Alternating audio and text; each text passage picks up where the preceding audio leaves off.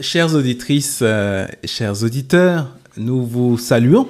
Nous sommes contents de vous retrouver et je suis content de te retrouver également, Fred, pour reprendre nos discussions. Bonjour Yoran. Oui, sur le thème de l'Église.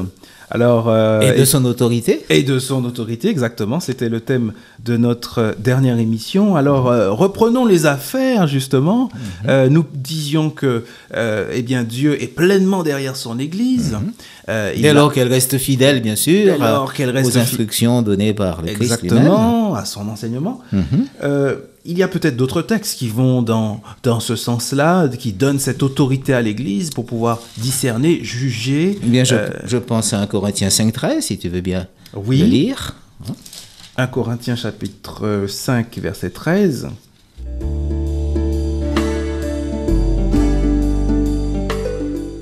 Ceux du dehors, c'est Dieu qui les jugera. Dehors de l'Église, bien sûr. Expulsez le mauvais du milieu de vous. Bon. Donc, expulser dans le sens que ne le laissez pas s'établir. Je dirais se complaire. Voilà, s'installer. Dans le mauvais. Hein. Exactement. Dénoncer ce qui est mauvais. Absolument. Absolument. Dénoncer ce qui est mauvais. Donc vraiment, l'Église, d'après ce texte, a clairement reçu cette autorité, tout à fait. Pour cette responsabilité aussi, eh bien, de mettre en lumière ce qui est mauvais dans la vie des disciples. Il faut bien se comprendre en ce qui concerne le terme utilisé, expulser. Bien sûr, il ne s'agit pas de l'expulser d'office, mais il s'agit de suivre une procédure qui devra en arriver, s'il le fallait, jusqu'à se séparer de lui. C'est ça, en dernier ressort. La vocation de l'Église, ce n'est pas d'expulser, bien sûr. Maintenant, est-ce que ça signifie pour autant que c'est à l'Église, est-ce que ça veut dire pour autant que l'Église a les pleins pouvoirs, entre guillemets, pour déterminer le salut ou pas de l'autre. Hein. Oui, est-ce que c'est ça que ces textes signifient? Eh bien, surtout pas. Hein. On ne peut pas, le Christ dit clairement que nous ne pouvons pas juger du degré d'authenticité d'un disciple, hein. Même si il donne l'impression que, bien sûr, s'il a une vie, s'il montre une vie qui ne correspond pas du tout à la vocation reçue, eh bien, à laquelle il a répondu, eh bien, il va de soi que là, on peut appliquer les instructions, mais on n'a pas le droit de simplement l'impression de se fonder sur les impressions que peuvent produire quelqu'un, donner quelqu'un de sa façon de vivre son christianisme. Disons que l'Église peut eh bien, se prononcer sur les actes ou sur les choix qui sont faits lorsqu'ils sont clairement en opposition à l'enseignement du Christ. Elle ne peut pas juger les mobiles, c'est clair. Elle ne peut pas juger les mobiles et elle ne peut pas surtout déterminer le salut. Surtout pas. Puisque ce n'est pas elle qui détermine du salut, mais bien Dieu lui-même. Donc là aussi, son pouvoir se limite, bien sûr. Hein. Voilà. Elle n'a pas autorité pour définir et déterminer le degré d'authenticité du vécu de quiconque. Hein. Si ce vécu n'est pas suffisamment flagrant, ce qui concerne l'éthique. Même si les actes traduisent quand même. Bien sûr. Peuvent quand même un peu traduire un petit peu les choses. Mais à quel moment cette personne peut vraiment se convertir, même si elle ne l'est pas complètement, nous ne le savons pas. Exactement, ça échappe aux êtres humains. Seul le Christ a le pouvoir, la capacité de juger, effectivement, de l'authenticité de la conversion de quelqu'un ou pas. Et je pense à Acte 4, 12, qui pourrait être aussi lu. Acte 4, livre des Actes, chapitre 4, verset 12.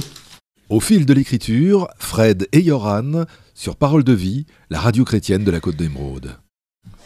Livre des Actes, chapitre 4, qui verset 12. Qui seul définit notre salut et qui seul est capable de pouvoir nous permettre d'en être assurés.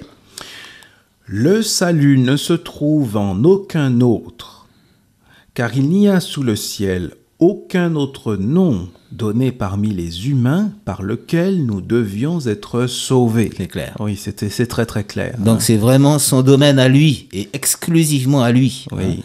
Tout ce qui touche au salut de l'individu. Oui, l'Église n'a pas cette capacité de sauver. Non. Elle fait croître, elle répand, elle accompagne, elle répand la bonne semence, bien sûr, mais c'est pas elle qui sauve, et la Bible l'affirme clairement. C'est clair. Nous ne pouvons pas remettre notre salut à l'Église. Exactement, voilà, c'est vraiment l'affaire du Christ. C'est à Christ que nous le remettons. Et puis un dernier texte, Matthieu 13, Matthieu 36, chapitre 13, alors. Jusqu'au verset 43. Un autre texte auquel tu penses, Matthieu chapitre 13, versets 36 à 43.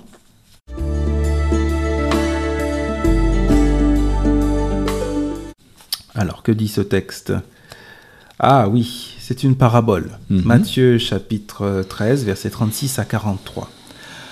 Alors il laissa les foules et entra dans la maison. Ses disciples vinrent lui dire : « Explique-nous la parabole de la mauvaise herbe dans le champ. » Il leur répondit : « Celui qui sème la bonne semence, c'est le Fils de l'homme. Le champ, c'est le monde. La bonne semence, ce sont les fils du royaume.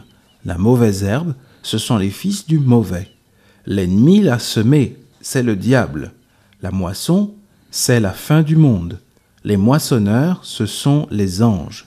Ainsi, tout comme on arrache la mauvaise herbe pour la jeter au feu, de même en sera-t-il à la fin du monde. Le Fils de l'homme enverra ses anges qui arracheront de son royaume toutes les causes de chute et ceux qui font le mal, et ils les jetteront dans la fournaise ardente. C'est là qu'il y aura des pleurs et des grincements de dents. Alors les justes brilleront comme le soleil dans le royaume de leur Père. Que celui qui a des oreilles entende. » Juste pour reprendre brièvement la parabole, c'était donc un homme qui avait labouré un champ, qui avait donc ensemencé son champ. Et qui avait semé du bon grain. Et du bon grain.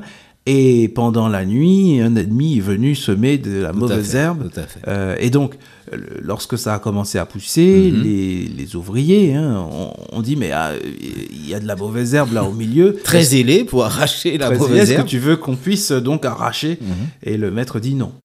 Laissez croître l'ivraie et le bon grain. Tout à fait. Et donc, au moment de la moisson... Encore une fois, c'est lui seul qui est capable de déterminer l'ivraie.